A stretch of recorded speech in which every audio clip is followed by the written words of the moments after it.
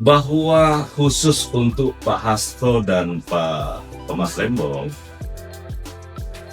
kan satu ya, tadi saya sudah bahwa Presiden ingin bersama-sama dengan semua kekuatan politik.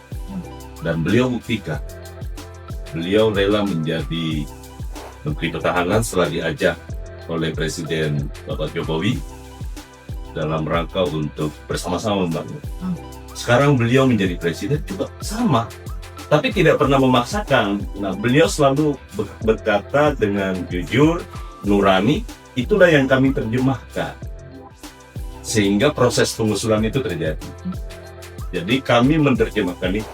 Tapi dua nama ini last minute atau sengaja dibatasi supaya Enggak, itu sebenarnya prosesnya sudah sebelum kebetulan lama sudah diperbincangkan di mana bersama-sama dengan tim dari Presiden ya, kemudian juga bersama dengan Pak Dasko, juga Pak Mensesnek, yang pada akhirnya Presiden, saya ingin katakan bahwa dengan pemberian amnesti dan abolisi kali ini, khusus kepada dua orang yang kita sebutkan tadi, Presiden sama sekali tidak dalam kerangka untuk mencampuri proses peradilan yang sudah terjadi. karena itu baru disampaikan sesudah. Ya, jadi tidak ada masalah dengan proses peradilan sebelumnya, tapi kemudian kan kita tahu bahwa Presiden tentu juga punya penilaian, kemudian memperhatikan publik, dan kemudian pada akhirnya saya mengusulkan itu dan itu bisa diterima. Saya tahu karena saya pernah langsung mendengar bagaimana niat Presiden Prabowo untuk ingin supaya bersatu semuanya. Karena kan kami beberapa Pemret juga pernah diundang. Tapi kan ini tadi sesuatu yang sifatnya bukan berdasarkan pasal-pasal hukum nih Pak Menteri. Nah kalau untuk Pak Tom Lembong dan Pak Hasto ini, pertimbangan hukumnya apa yang mendasari abolisi dan amnesti?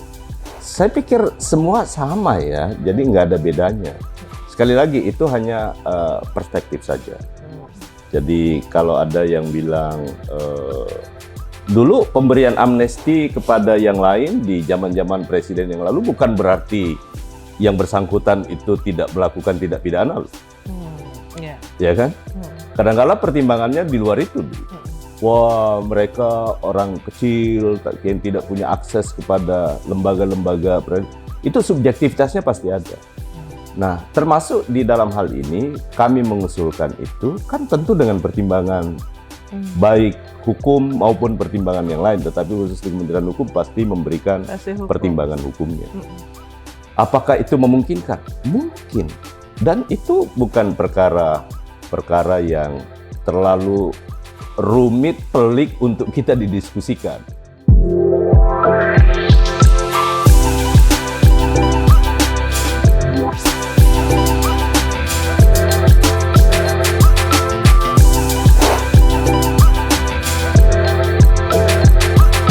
Hai Sobat Milenial and Gen Z, apa kabarnya? Semoga kalian sehat ya. Ini saya merasa berterima kasih nih, karena ternyata di hari Sabtu, hari yang biasanya kalian juga anak-anak muda suka istirahat, katanya healing, ada narasumber yang belum bisa healing. Karena saya memohon waktu untuk wawancara, dan kali ini saya ada di ruangan Menteri Hukum Republik Indonesia, Pak Suparman Andi Aktas. Bang Menteri, wah luar biasa ini. Terima kasih ya waktunya. Saya yang terima kasih kesediaan Mbak Uni di hari Sabtu, dan saya senang sekali bisa berinteraksi dengan Mbak Uni. Ya, kalian tahu bahwa tanggal 1 Agustus ya, kita jagat perpolitikan Indonesia dibuat gempar oleh sebuah keputusan politik, sebetulnya terobosan, tapi berkaitan dengan dua kasus yang menimpa Tom Lembong dan juga Hasto Kristianto. Tom Lembong mendapatkan abolisi, Hasto politisi PDIP mendapatkan amnesti, dan sejak itu saya ngelihat Pak Menteri Kemarin saya seharian monitor, setengah harian monitor, wah keliling. Tapi yang pertama kali saya mau tanya sebelum yang menjawab yang serius itu, tadi barusan kita makan makanan Makassar. Makan Makassar yang paling disenengin apa, Bang? Ikan bakar lah. Ikan bakar ya, tadi ikan bakarnya enak. Punya restoran langganan ya di Jakarta? Ada sih, tapi di daerah apa nih?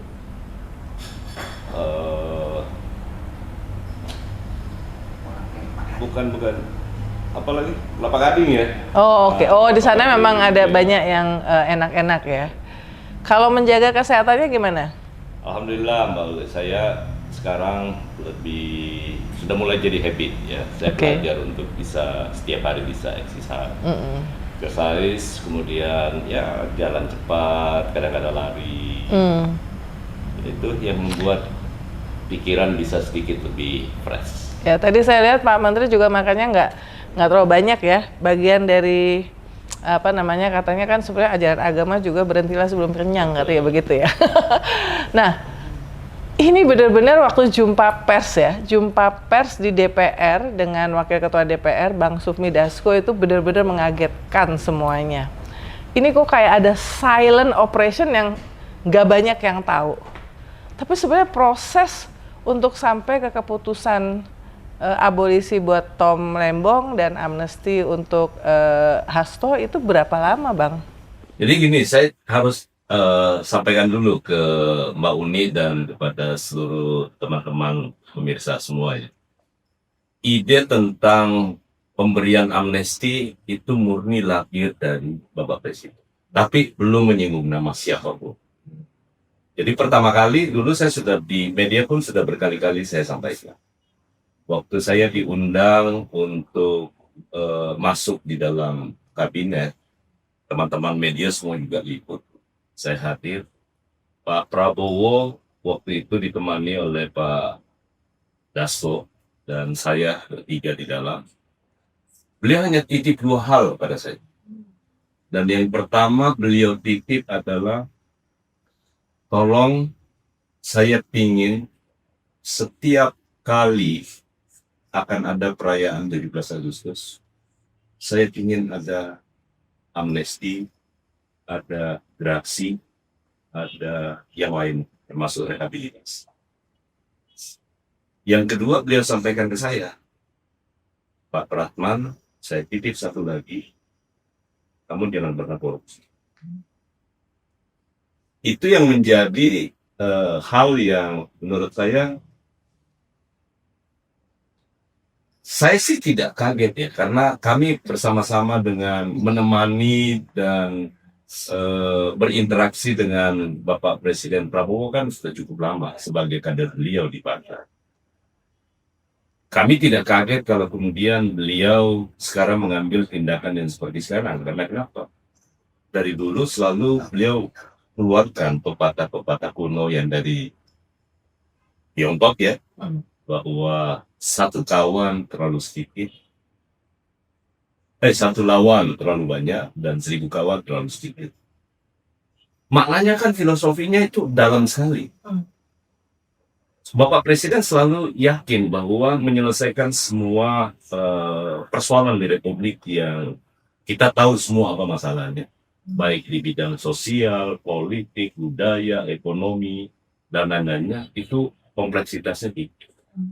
Karena itu saya bisa memahami kalau kemudian Bapak Presiden selalu ingin mengajak semua elemen bangsa untuk bersama. Jadi saya menangkap filosofi itu. Sehingga kemudian kami mempersiapkan. Jadi Kementerian Hukum setelah selesai saya dilantik, hal pertama yang saya kejar itu adalah melaporkan. Dulu saya sudah pernah laporkan ke beliau progres menyangkut soal pemberian amnesti. Kami bersama dengan Kementerian Infras melaporkan bahwa terjadi overkapasitas di lembaga, terutama perkara-perkara narkotika. Kemudian juga ada orang-orang yang selama ini sekarang masih ditahan dalam kasus penghinaan kepada kepala negara yang dijerat dengan Undang-Undang ITE. Kemudian juga ada orang-orang yang melakukan gerakan makar tapi tanpa senjata di Papua.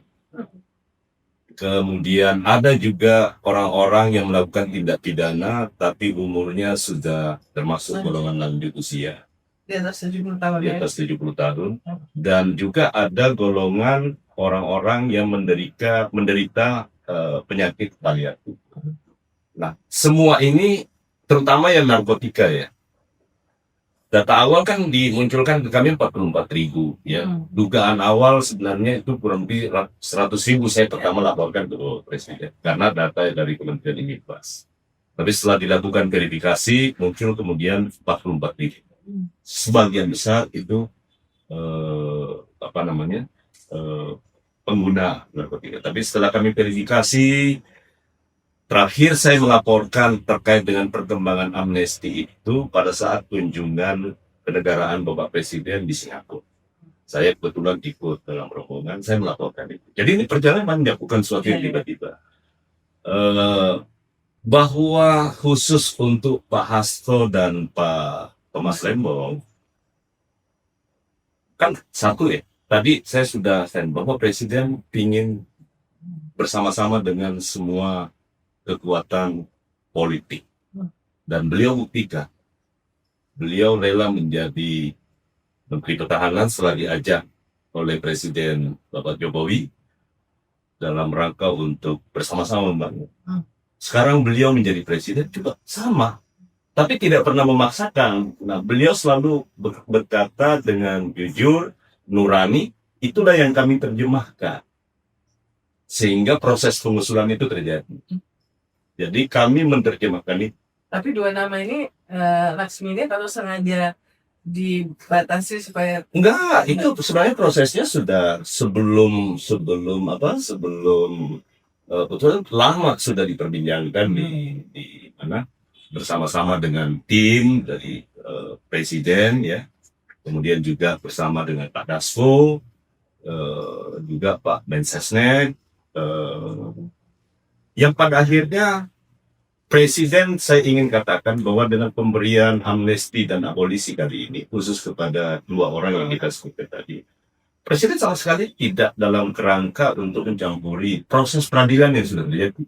karena itu baru disampaikan sesudah. Ya, jadi tidak ada masalah dengan proses peradilan sebelumnya, tapi kemudian kan kita tahu bahwa Presiden tentu juga punya penilaian, kemudian memperhatikan publik, dan kemudian pada akhirnya saya mengusulkan itu dan itu bisa diterima. Pak Menteri tentu mengikuti reaksi dari publik ya dalam 24 jam terakhir. Ada perbedaan reaksi sebetulnya kepada Tom Lembong, lebih banyak yang positif karena dari awal prosesnya dianggap tidak ada mens rea, tidak ada niat jahat. Sementara kepada Pak Hasto itu kalau di media sosial tuh hampir tidak ada yang mengapresiasi putusan amnesti ini, justru bahkan mempertanyakan apakah ini berarti hal ini bisa menjadi presiden buruk untuk orang-orang yang didakwa dalam kasus korupsi. Gimana Pak Menteri? Pertama, selalu secara teoritis kita tahu bahwa Presiden itu sebenarnya punya kekuasaan yang sangat terbatas tapi istimewa dalam kekuasaan kehakiman. Yakni yang saya sebutkan tadi, ada hak untuk memberikan gerasi, amnesti, abolisi, dan rehabilitasi. Ya. Nah, bahwa perdebatan terkait dengan reaksi publik, Bapak Presiden kan selalu mengatakan, kita nggak mungkin karena kita makhluk hidup, punya rasa dan persepsi yang sama, pasti. Tapi sekali lagi saya tekankan, bahwa pemberian amnesti kepada Bapak Hasto dan abolisi kepada Pak Tom Lembong, ini bukan urusan personal. Bukan urusan personal. Personal, oke. Tapi Presiden sebagai kepala negara dan kepala pemerintahan, beliau pasti memikirkan soal bangsa dan negara. Bahwa ada yang tidak setuju, ada yang setuju, itu dinamika dan itu suasana konsekuensi kita berdemokrasi. Yeah. Karena kan perspektif. Yeah. ya perspektif kita terhadap melihat sesuatu dari sudut pandang mana. Nah, saya ingin pastikan kali ini bahwa apa yang diputuskan oleh Bapak Presiden dan juga mendapat persetujuan dari Dewan Perwakilan Rakyat Republik Indonesia semata-mata karena perspektifnya adalah melihat negara kesatuan Republik Indonesia. Ya. Terlepas pro kontra di dalamnya, tapi pertimbangan utamanya adalah keutuhan bangsa dan negara, karena kita memiliki terlalu banyak persoalan saat ini yang harus kita atasi bersama-sama dengan semua kekuatan politik. Saya tahu ini keputusan hukum, tapi berimplikasi politik. Ya. Ini keputusan hukum, tapi implikasi politiknya ada. Tapi sekali lagi, Presiden punya pandangan yang lebih dari sekedar urusan politik, tapi ini adalah demi negara kesatuan Republik Indonesia. Implikasi politiknya udah ada karena Ibu Megawati sudah memerintahkan PDIP untuk mendukung pemerintahan Presiden Prabowo ya. Tapi kalau misalnya memang betul presiden-presiden sebelumnya itu sudah memberikan amnesti dan bahkan ada abolisi. Tapi kalau kita ambil yang sempat sangat populer ya, misalnya kasus Baik Nuril ya, diberikan amnesti oleh Presiden Jokowi ya. Tapi itu ada pertimbangan hukumnya karena dianggap penerapan Undang-Undang ITE kepada yang bersangkutan dianggap tidak tepat. Nah, saya tahu karena saya pernah langsung mendengar bagaimana niat Presiden Prabowo untuk ingin supaya bersatu semuanya. Karena kan kami beberapa Pemret juga pernah diundang. Tetapi kan ini tadi sesuatu yang sifatnya bukan berdasarkan pasal-pasal hukum nih, Pak Menteri. Nah, kalau untuk Pak Tom Lembong dan Pak Hasto ini, pertimbangan hukumnya apa yang mendasari abolisi dan amnesti? Saya pikir semua sama ya, jadi nggak ada bedanya. Sekali lagi, itu hanya perspektif saja. Jadi kalau ada yang bilang, dulu pemberian amnesti kepada yang lain di zaman-zaman presiden yang lalu bukan berarti yang bersangkutan itu tidak melakukan tindak pidana. Ya kan? Kadang-kadang pertimbangannya di luar itu dulu. Wah, mereka orang kecil yang tidak punya akses kepada lembaga-lembaga. Itu subjektivitasnya pasti ada. Nah, termasuk di dalam hal ini, kami mengusulkan itu, kan tentu dengan pertimbangan baik hukum maupun pertimbangan yang lain. Tetapi khusus di Kementerian Hukum pasti memberikan pertimbangan hukumnya. Apakah itu memungkinkan? Mungkin. Dan itu bukan perkara yang terlalu rumit, pelik untuk kita didiskusikan. Berbeda halnya kalau kita berada di dunia akademik. Dan saya bersyukur benar ya. Pertama, reaksi tadi Mbak Uni sudah sebutkan. Saya bangun pagi pun juga sama. Untuk langsung mengecek reaksi publik seperti apa. Dan saya bersyukurnya karena kalangan aktivis dan guru-guru besar dari seluruh fakultas hukum seluruh Indonesia itu memberi apresiasi positif. Terobosan. Bahkan saya sedikit mengapresiasi apa yang disampaikan oleh Prof. Mahfud ya. Termasuk baik kedua-duanya gitu loh. Baik itu abolisi maupun amnesti. Nah, karena itu menurut saya feeling politik dan feeling intuisi Bapak Presiden untuk memberikan ini itu nggak salah. Jadi ini ada risiko politik yang harus ditanggung kalau salah mengambil keputusan. Nah, karena itu menurut saya sekarang dengan reaksi seperti sekarang, karena Bapak Presiden tidak punya pretensi. Kalau beliau hanya ingin mendapatkan dukungan, untuk apa lagi? Toh juga kalau sekarang di parlemen dengan suasana yang seperti sekarang, kan sebenarnya semua kebijakan Presiden begitu mudah untuk dikonsolidasi. Jadi kalau pertimbangan itu menurut saya terlalu tetapi Presiden menyadari bahwa bukan berarti dengan bergabung di pemerintahan, memberi dukungan, menghilangkan sikap kritis. Karena Presiden dalam hal apapun senang untuk berdiskusi. Saya pikir teman-teman Pemret sudah termasuk Mbak Uni ya yang paling kritis menurut saya di antara semuanya, dan ya sebagai Pak Prabowo bisa menerima itu. Dan waktu itu ini yang membedakan antara Presiden Prabowo dengan presiden-presiden sebelumnya yang pernah saya wawancara, Pak Prabowo nggak minta daftar pertanyaan sama sekali. Kalau yang presiden sebelumnya harus kirim pertanyaan, dan Pak Prabowo tidak mensensor, tidak memeriksa materi wawancara sebelum itu dipublish oleh media. Saya rasa itu agak beda dengan presiden-presiden sebelumnya. Saya tidak mau membandingkan, ya. Itu kan kalau Mbak Uni yang membandingkan, ya Mbak Uni yang merasakan itu. Dan itulah presiden kita apa adanya. Beliau bekerja basa-basi, tidak terlalu. Tapi sekarang saya lihat sudah apa namanya ya, agak lebih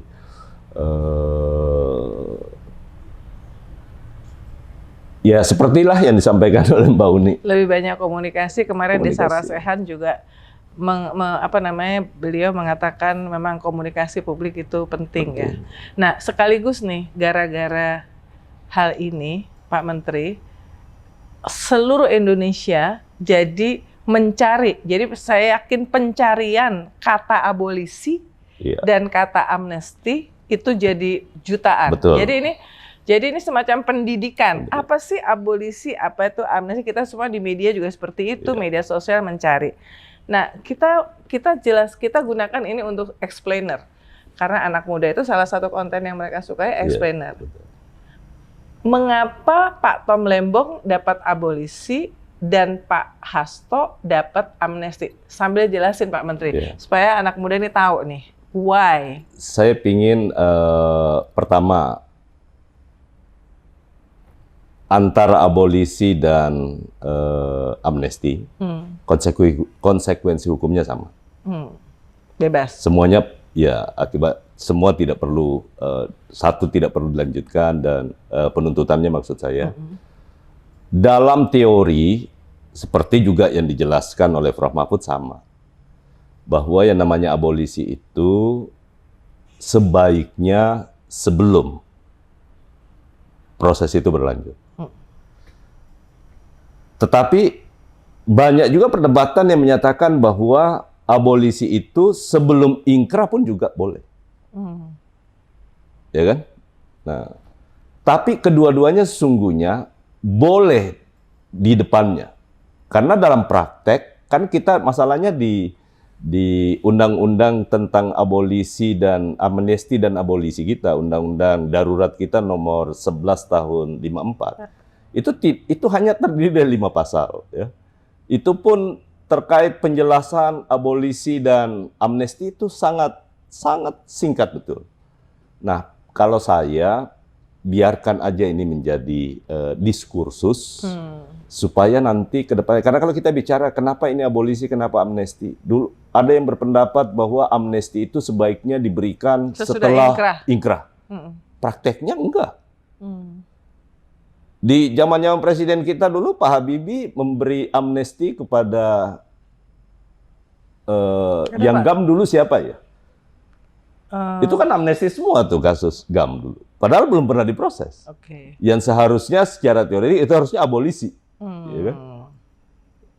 Jadi itu yang penting adalah proses pengambilan keputusannya itu betul-betul didasarkan atas kepentingan bangsa dan negara, bukan karena subjektivitas untuk seperti yang disampaikan. Dan saya jamin bahwa Presiden tidak ada kepentingan personal untuk dalam posisi ini, selain untuk bagaimana membangun merajut terhadap personal, tentu dengan mendengar, melihat, mengamati dinamika yang berkembang di dalam masyarakat. Kan juga disebut-sebut dalam proses persidangan ada nama-nama ya yang Pak Tembong katakan sebaiknya dipanggil juga. Dan yang mengimpor gula itu bukan cuma Menteri Perdagangan Tom Lembong. Nah, apakah dengan abolisi kepada Pak Tom Lembong ini berarti menutup pintu buat kelanjutan dari kasus impor gula yang misalnya? Yang ingin saya mau sampaikan, siapapun yang menerima grasi, amnesti, abolisi, atau rehabilitasi, pasti namanya jelas. Jadi hanya buat nama itu? Ya. Jadi sekarang itu pasti, karena namanya harus jelas kan? Kan jelas abolisi diberikan kepada saudara atau Bapak Tom Lembong. Amnesti diberikan kepada 1175 plus nama dan identitas yang jelas. Gerasi juga begitu. Jadi saya tidak mau berandai-andai. Yang jelas bahwa kalau terkait dengan pertanyaan Mbak Uni tadi, konsekuensi hukumnya apakah itu berlanjut? Yang jelas yang penerima itu yang tercantum namanya. Gitu. Dalam konteks Tom Lembong, apakah pemberian abolisi ini berarti Presiden Prabowo bersama dengan menterinya melihat bahwa memang ada proses yang tidak tepat dalam proses penuntutan hukumnya? Ya, tadi kan di awal saya sudah sampaikan bahwa proses hukum Presiden nggak campur. Oke. Ya kan? Tidak campur nih urusan proses hukumnya, baik yang terjadi di KPK maupun juga di Tom Lembong. Sama sekali nggak pernah Presiden campur itu sampai dengan putusan yang ada. Bahwa kemudian Presiden memberikan amnesti, yaitu karena memang memungkinkan. Karena Undang-Undang Dasar memberi hak itu kepada Bapak Presiden. Kalau yang untuk Hasto, kelihatan sekali quote-unquote ini netizen berpikir ada sebuah transaksi politik, tapi saya yakin Pak Menteri bukan di situ wilayahnya. Tapi pertanyaan yang berkaitan dengan hukum, apakah tadi hanya Hasto, berarti yang lainnya kalau nanti terkait termasuk, apakah Harun Masiku tetap dicari?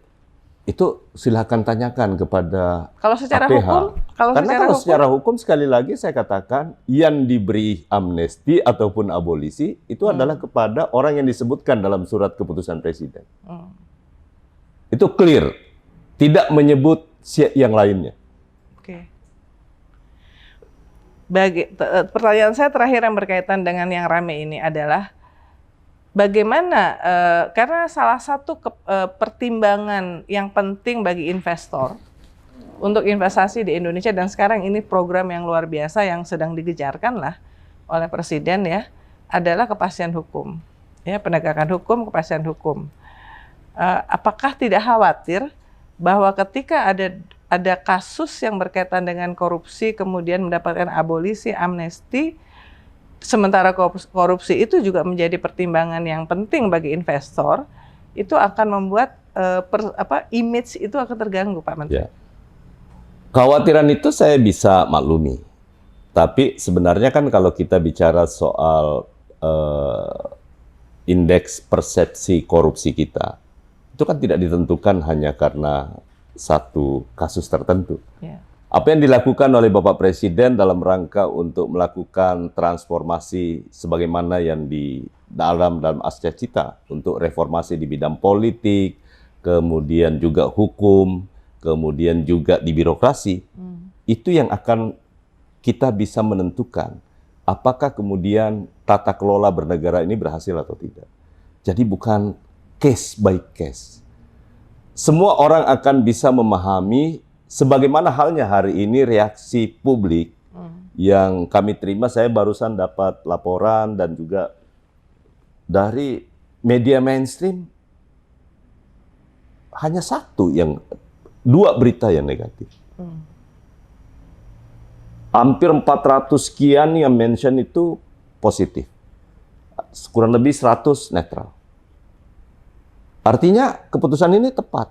Dan itu kan persepsi itu kalau sudah terbangun seperti itu juga sama dengan yang lain. Ya. Nah karena itu bagi Bapak Presiden selalu saya ingin katakan, jangan pernah ragukan, Bapak Presiden tidak akan pernah berubah terkait dengan komitmen beliau dalam upaya pemberantasan tindak pidana korupsi.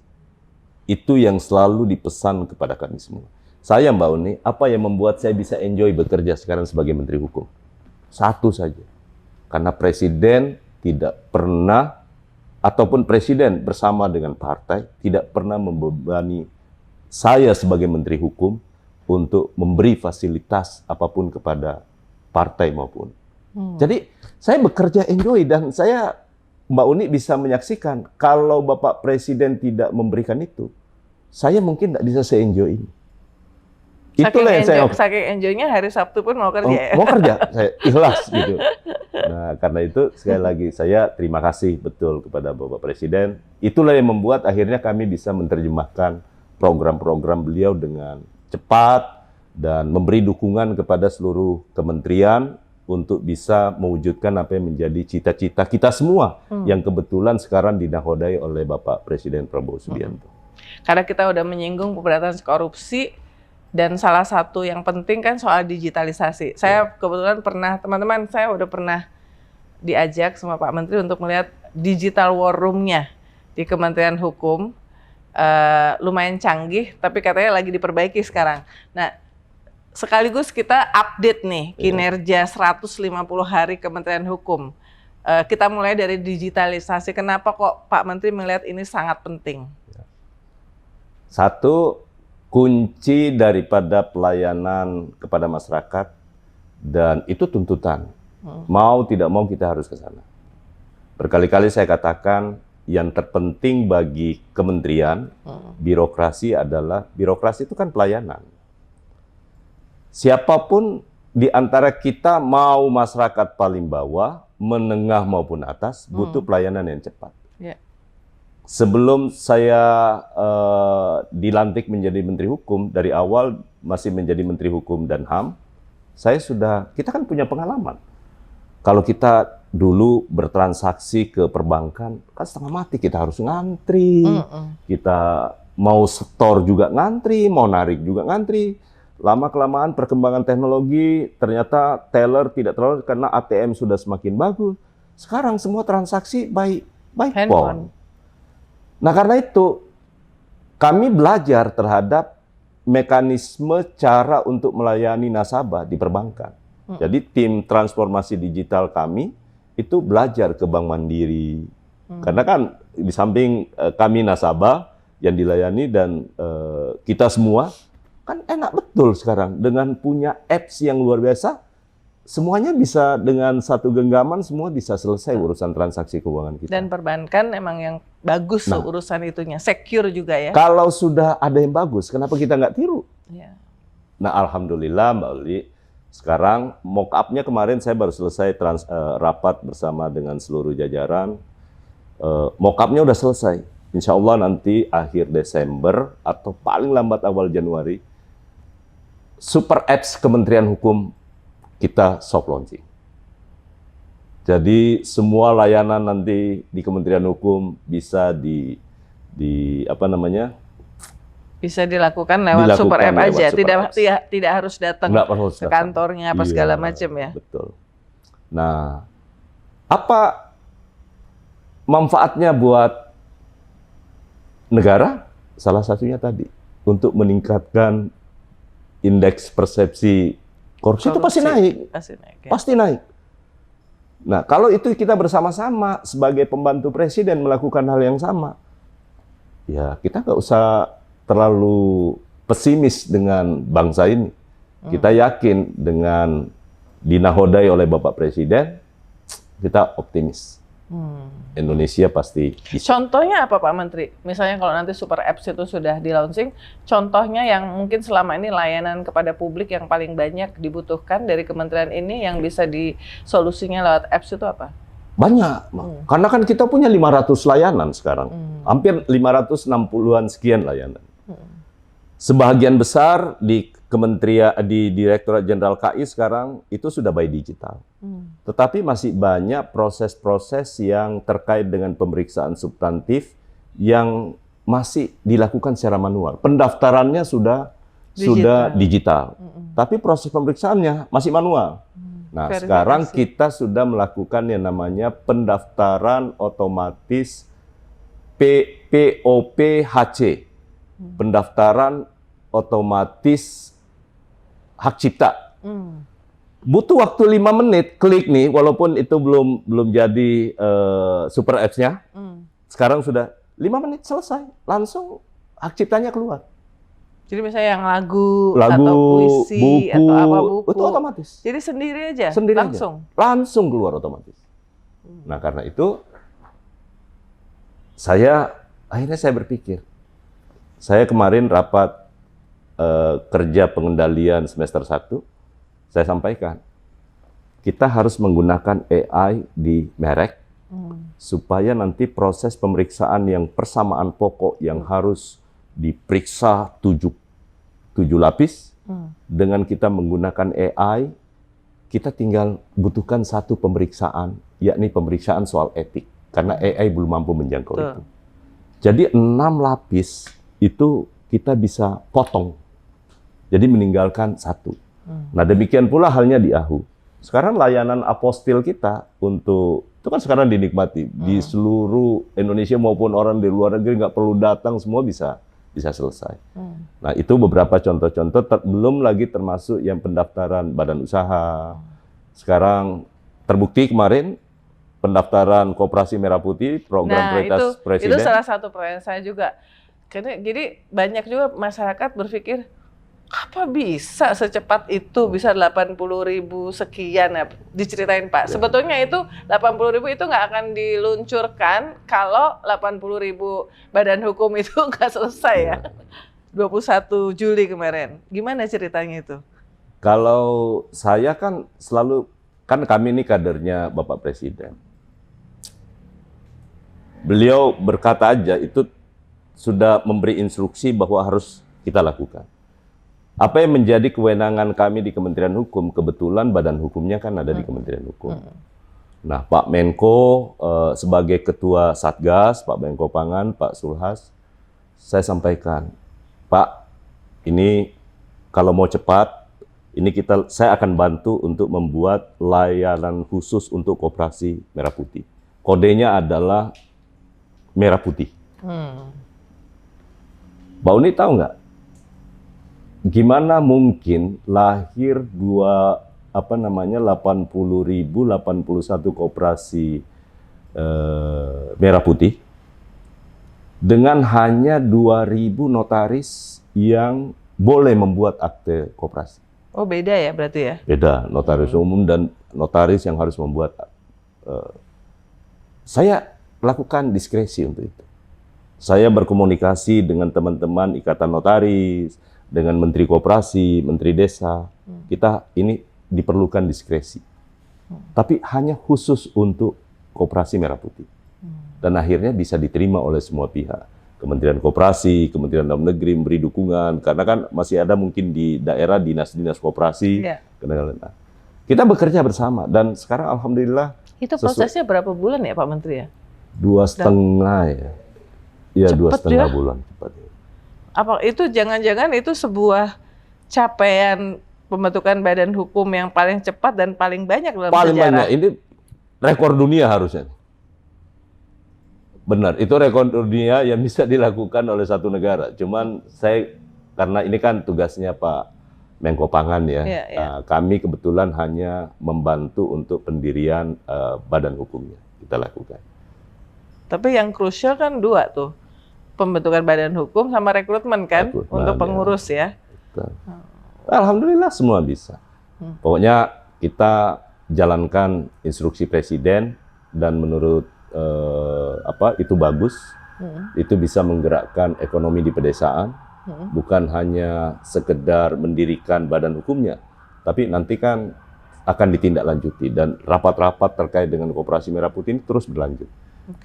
Kami akan rapat lagi, sudah diundang oleh Pak Menko Pangan untuk menyiapkan regulasinya, lagi juga kita siapkan bersama-sama di Kementerian Hukum.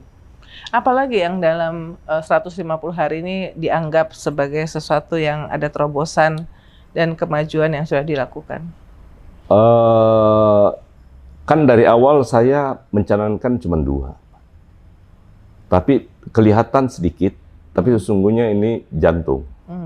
Ini pemompa untuk memastikan seluruh birokrasi ini berjalan baik di Kementerian Hukum.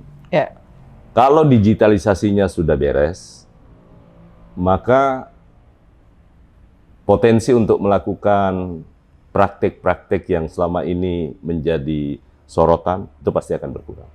Saya tidak bilang 100% akan berhenti. Pasti berkurang. Pasti berkurang dan signifikan. Itu signifikan.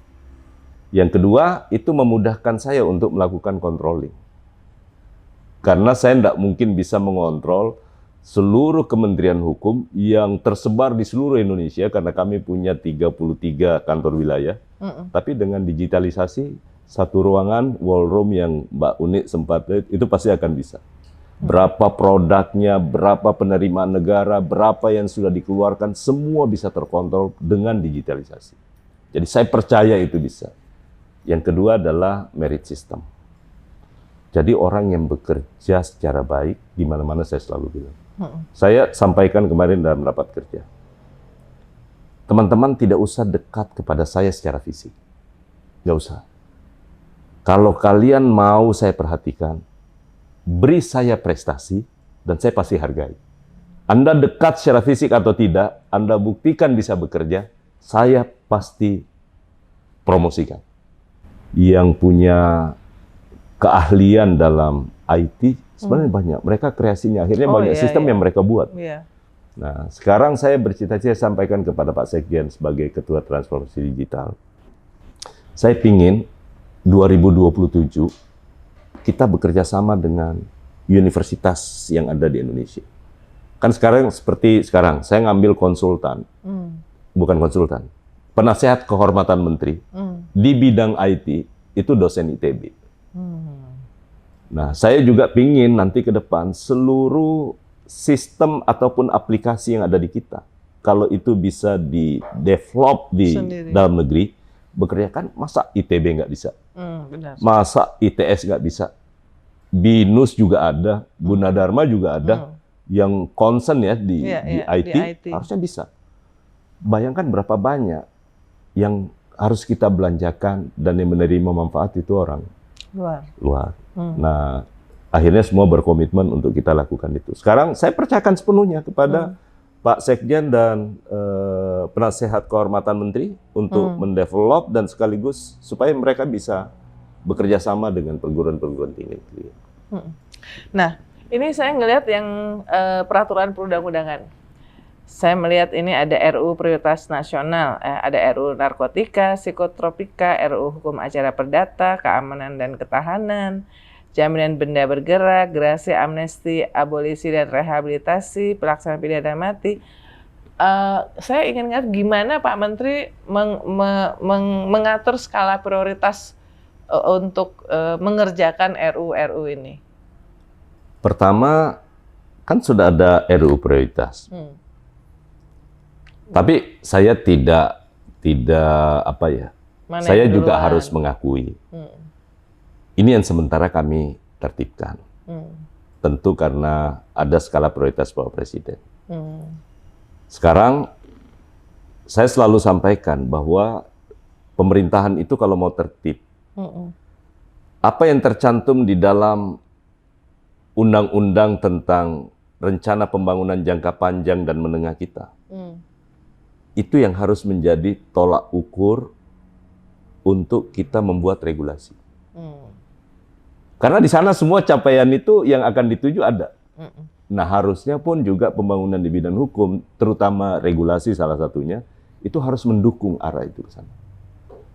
Nah, saya di awal sudah sampaikan dan saya sudah menugaskan kepada BPHN, juga kepada Dirjen PP, Mbak Uni, agar meneliti, karena kita punya sekarang, kita ini overregulasi. Kalau tidak salah, hampir 85.000 regulasi kita. Pusat sampai daerah? Pusat sampai daerah. Itulah yang membuat Bapak Presiden kemarin pusing dengan soal pupuk, ya kan? Iya, sempat ada 140-an yang di-scrap ya? Di-scrap. Tanpa diminta oleh Bapak Presiden, saya sudah meminta kepada staf, karena kita tahu nih apa maunya Bapak Presiden. Beliau mau harus sinkron antara undang-undang dan yang bikin rumit yang seharusnya bisa lebih mudah. Tidak boleh berpikir secara sektoral. Nah, karena itu sekarang saya lapor kemarin ke Pak Mensesnek. Pak Mensesnek, saya lagi minta untuk dibuat di bidang investasi. Undang-undang apa yang saling bertentangan dengan PP-nya, dengan Perpres, dengan peraturan daerah, semua. Ini harus ada studinya. Termasuk di undang-undang sektoral yang lain. Sektor perhubungan, jadi yang saling berkaitan. Jadi sekarang relatif jauh lebih bagus dan mudah-mudahan cepat selesai. Saya serahkan kepada Bapak Presiden, nanti toh juga Bapak Presiden yang akan menentukan. Kalau ingin dipercepat, kita percepat. tentu yang sesuai dengan arah dan pembangunan jangka panjang kita dan menengah yang akan kita tuju sampai tahun 2045.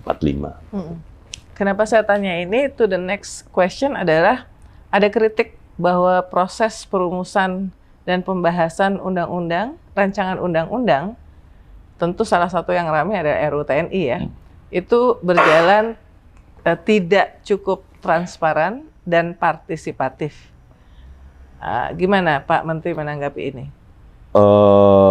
Saya nggak tahu ya apa ukurannya itu tidak transparan dan tidak partisipatif. Tadi kan kita sudah bilang digitalisasi. Betul. Kalau saya dulu di Balek, kan semua persidangan saya buka. Baik itu sebelum dimulai kita mendengarkan masukan, kemudian pada saat persidangan kita buka di kanal YouTube dan media sosial. Yang masalah kadang-kala, saya tidak bilang tidak ada masalah di sana, ya, seperti yang Mbak Uni sampaikan. Tetap ada masalahnya. Tapi yang masalah itu adalah seringkali nanti setelah proses pengambilan keputusan, ya, bukan saya tidak bicara soal 1-2 undang-undang, tapi ini pengalaman saya nih. Saya juga perlu melakukan karena ini tadinya di DPR. Ya, kritik juga kepada teman-teman yang sering mengkritik gitu. Maksudnya dari awal concern, sehingga pada saat kita undang untuk hadir, kemudian itu betul-betul masukannya bisa diberikan gitu. Nah, rata-rata pengalaman saya, nanti di akhir pada saat mau pengambilan keputusan, baru rame-rame, mungkin baru baca semua tuh. Ya kan, padahal prosesnya kan dalam sebuah pembentukan undang-undang lama. Jadi kayak seperti undang-undang TNI ya, itu kan sudah lama. Orang bilang nggak ada partisipasi publiknya, kan boleh dicek dokumennya. Sama dengan RUU KUHP kemarin. Saya rasa kalau sampai RUU KUHP lagi dikatakan tidak melibatkan partisipasi publik, saya nggak tahu. Bayangkan, saya perintahkan kepada Wakil Menteri Hukum dan Sekretaris Jenderal dan Dirjen PP. Saya pingin seluruh kampus tahu semua. Dan akhirnya diselenggarakan. Seluruh kampus yang memiliki fakultas hukum seluruh Indonesia ikut. Gimana lagi bentuk partisipasi publik yang kita tidak libatkan? Belum yang terbatas, ya, yang kita undang sebagai narasumber yang offline. Ini yang online. Seluruh kampus se-Indonesia yang punya fakultas hukum, semua ikut. Nah, karena itu kita bicara ke depan. Apa yang kami lakukan? Mungkin proses kenapa kita selalu bertanya kenapa kok saya tidak tahu siapa yang seharusnya melakukan. Kenapa kok draft itu misalnya tidak di-share? Katakanlah misalnya ditaruh di websitenya kementerian atau di DPR. Siapa yang harusnya melakukan itu? Sehingga tidak ada semacam, itu kan yang dibahas tuh masih draft yang nomor berapa gitu ya. Bukan, kalau seperti pengalaman saya di Balek dulu ya, dibagi atau tidak, itu kan pembahasan kan terbuka tuh. Kan bisa diikuti. Ya kan? Bisa diikuti. Memang dulu perdebatannya bahwa ada menyangkut soal mana yang boleh sudah diedarkan, mana yang enggak. Pada tahap mana yang sudah bisa dipublikasikan atau tidak. Nah, ini juga penting buat publik ya. Nah, karena itu saya rasa nanti Mbak Uni, karena dengan semakin tingginya kesadaran hukum masyarakat yang diiringi dengan karena tingkat pendidikan yang semakin baik, ekonomi yang semakin baik, maka pemenuhan keinginan akan hak-hak publik itu tidak bisa kita tolak. Itu pasti. Lambat atau cepat itu pasti akan terjadi. Nah, karena itulah kenapa selalu saya katakan, ayo kita dukung. Saya balik lagi ke program. Digitalisasi? Bukan, program Bapak Presiden. Oke. Kenapa MBG itu penting ya? Ini bro, salah satunya adalah kalau anak-anak kita sehat, punya gizi yang bagus, pendidikannya dengan sekolah rakyat, dengan semuanya, akhirnya bisa punya pendidikan yang bagus, kan daya kritisnya baru kita bicara tahapan demokratisasi. Kalau sekarang kita bicara demokrasi, kan hanya terbatas buat Mbak Uni, buat saya, dan teman-teman yang lain. Tapi sebahagian besar yang hidup di bawah, gimana kita mau bicara demokrasi dengan mereka? Literasinya harus ditingkatkan ya. Karena Pak Menteri ngomong soal RUU KUHP, sekarang kan yang menghangat ini nih ya. Saya mau tanya dua hal aja. Dari 9-10 pasal-pasal yang dianggap kontroversial oleh masyarakat sipil ya. Yang pertama ini karena perempuan concern soal restoratif, penyelesaian lewat restoratif justice. Yang saya nggak tahu pasal 76 atau yang dianggap ini akan merugikan korban, dan mayoritas korban ini kan perempuan. Padahal kalau konsep restoratif justice itu harus sangat memperhatikan kepentingan dari korban ya. Jadi kalau misalnya diselesaikan secara adat, quote unquote, tapi nanti itu tidak memberikan kepastian hukum dan membiarkan pelaku dan aparat itu ya udah selesai begitu saja. Gimana nanti ujungnya jadi melihat gini, pendapat itu? Kan makanya saya bilang soal keadilan. Itu kan perspektif agak sulit buat kita bisa seragam menyangkut soal apa sih keadilan itu. Perdebatan soal keadilan ini kan bukan sekarang, Mbak Uni. Udah bertahun-tahun dan tidak pernah sepakat untuk satu hal aja soal adil. Nggak ada. Karena perspektifnya beda-beda. Kita punya hukum positif di Indonesia kan banyak. Kan kita tidak tunggal menganut satu sistem hukum. Kita ada sistem hukum yang katakanlah yang tertulis KUHP. Ada sistem hukum Islam, ada sistem hukum adat kita, dan itu berlaku semua, kita akui. Ya kan? Nah, mungkin di kawasan tertentu adatnya lebih kental.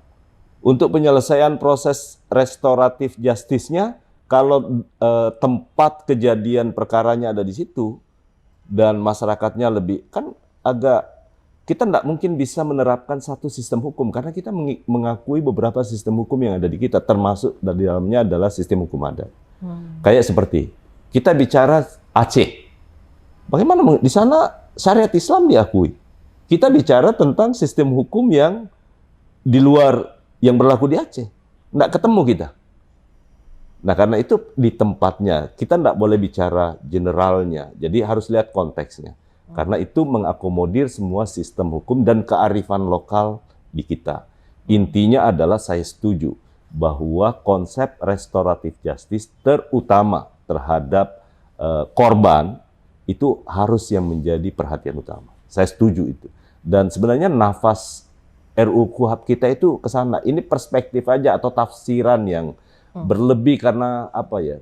Ada kekhawatiran, kecurigaan mungkin. Tapi menurut saya semua konsepnya sama. Saya yakinkan bahwa itu perlindungan kepada korban pasti menjadi perhitungan yang terutama perempuan dan anak-anak yang biasanya kasus yang terkait ya. Iya. Nah, yang satu lagi adalah yang ramai adalah soal tidak ada batasan penahanan. Yang tadinya berapa 24 jam 1 hari, tapi ini jadi tidak ada penangkapan ya. Jadi ini menjadi tidak terbatas dan ini dianggap eksesif. Tidak mungkin. Nanti coba saya saya lihat. Ini baru saya dapat informasi kalau menyangkut soal penangkapan. Makanya jadi, dicek kan ini yang komplain-komplainnya ya. Nanti akan saya cek ya. Karena kalau tidak investigasi khusus tanpa kontrol, termasuk hak korban dan kelompok rentan yang belum nanti operasional. Mbak Uni nanti ya. beri masukan ke saya. Apalagi kalau kayak seperti penangkapan tanpa batas, tanpa kalau yang namanya penangkapan di KUHP kita sekarang itu hanya 1 kali 24 jam. Oke. Jadi itu tidak akan harusnya logikanya unlimited ya. Ya, tapi ini baru saya dengar ini yang ini. Karena kalau penangkapan tidak ada batas, wah bahaya. Iya. Ya kan bahaya. Itu bukan hukum lagi. Oke. Nah, gitu. Oke. Terakhir karena kita tadi sudah mulainya dengan abolisi dan amnesti. Saya ingin tahu behind the scene. Jadi sesudah yang jumpa pers, kehidupan seorang Menteri Hukum, Supratman Andi Aktas sesudah jumpa pers di DPR malam itu, sampai sekarang, sampai kemarin dari istana, dari Hambalang, kemarin ke Hambalang juga ya? Saya tidak ke Hambalang. Oh ya, ke istana terus kemudian harus menyampaikan ke KPK, lalu ke Kejaksaan Agung. Apa yang terjadi dalam 2 kali 24 jam terakhir ini? Sama aja Mbak Uni. Tapi kan ini sesuatu yang nggak biasanya kan? Iya, tapi kalau saya kan kebetulan di dunia politik, di dunia hukum, menurut saya semua tugas yang saya jalankan, yang diberi tanggung jawab kepada saya selesaikan. Ya. Tapi prosesnya cepat banget ya, supaya keduanya segera bisa meninggalkan tahanan kan? Kan masalahnya kan berlaku sejak ditandatangani. Betul, 1 Agustus. 1 Agustus. 1 Agustus. Bayangkan kalau lewat jam 12.01. Kasihan. Kan berarti negara lalai untuk membebaskan orang yang seharusnya berlaku Sebelum jam 12. sebelum malam. jam 12 malam. Nah, karena itu kemarin jangan disalahartikan kalau kemudian kebetulan pada saat kami rapat untuk Pak Wamensesnek serahkan kepada Menteri Hukum. Kan kalau abolisi yang ditugasi itu adalah Menteri Hukum dan Jaksa Agung. Oke. Udah Pak, nanti saya yang minta ke sana. Kemudian karena kebetulan jalurnya mau ke KPK, itu dititipkan. Kalau bisa, karena ini harus cepat, maka saya tugaskan ke Pak Dirjen untuk mampir ke KPK. Apakah itu jadi masalah kok Menteri Hukum? Enggak. Mbak Uni tahu nggak? SK partai aja saya yang antarkan ke kantor partai. Ya kan? Boleh tanya teman-teman di PKS. Saya antarkan di hari Sabtu, hari libur lagi, ya sama hari ini. Saya antarkan karena mereka butuh untuk konsolidasi secepatnya. Saya sampaikan sama Presiden PKS, Bapak Presiden tunggu di kantor, saya yang datang antarkan. Jadi, nah, teman-teman yang lain juga sama ya. Semua pendaftaran partai politik, nggak ada yang lama dikit ya, 1 hari, 2 hari, semua clear, selesai, nggak ada. Apalagi ngantarin sesuatu yang peristiwa besar dan itu memang tugas antar kementerian. Jadi bukan sesuatu yang istimewa. Terakhir banget, karena kemarin kan ada yang penghinaan presiden juga dapat amnesti ya. Apakah ini bisa dibaca sebagai bahwa selama Presiden Prabowo menjabat itu kasus-kasus seperti ini akan juga mendapatkan amnesti? Pasti. Karena di awal beliau selalu kan bilang kan Mbak Uni udah. Resiko menjadi seorang presiden itu adalah harus berani untuk menerima kritika, kadangkala makian. Itu resiko. Sama halnya kayak seperti saya sebagai menteri sekarang. Kalau di media sosial, wah Menteri Hukum, bagi mereka yang nggak puas. Menteri Hukum, ya udah kita terima. Itu resiko yang harus dipikul. Nah, itu membuktikan bahwa Bapak Presiden dalam pembangunan demokrasi kita sebenarnya beliau nggak perlu ngomong dengan tindakan. Satu tindakan itu bisa Send the message, yes, strong. Dan katanya sih, yang menganggap putusan abolisi dan amnesti ini sebagai sebuah terobosan, 1 keputusan atau 2 keputusan lah, karena ada banyak keputusan tapi ini bisa menjadi terobosan buat mungkin 100 masalah yang terjadi di Republik ini gitu ya. Dan ini bukan yang terakhir loh amnesti. Ini nanti ada jilid 2. Sebelum 17 Agustus atau? Saya belum tahu nih, karena lagi proses verifikasi dan mungkin ada jilid 3. Jadi bukan yang gitu. Sebagai komitmen beliau dan saya jalankan karena dari awal beliau sampaikan seperti itu. Terima kasih Pak Menteri. Terima kasih Mbak Uli. Penjelasannya mudah-mudahan ini bisa membuat beberapa pertanyaan yang dalam 2x24 jam ini datang dari publik itu bisa mendapatkan jawabannya dan kita menunggu terobosan-terobosan berikutnya dari Presiden Prabowo yang jelas terobosan yang bisa menjamin bahwa demokrasi dan hukum menjadi panglima di Republik Indonesia yang kita cintai. Sampai ketemu di kesempatan berikutnya. Oke, Mbak Uni, sekali terima kasih.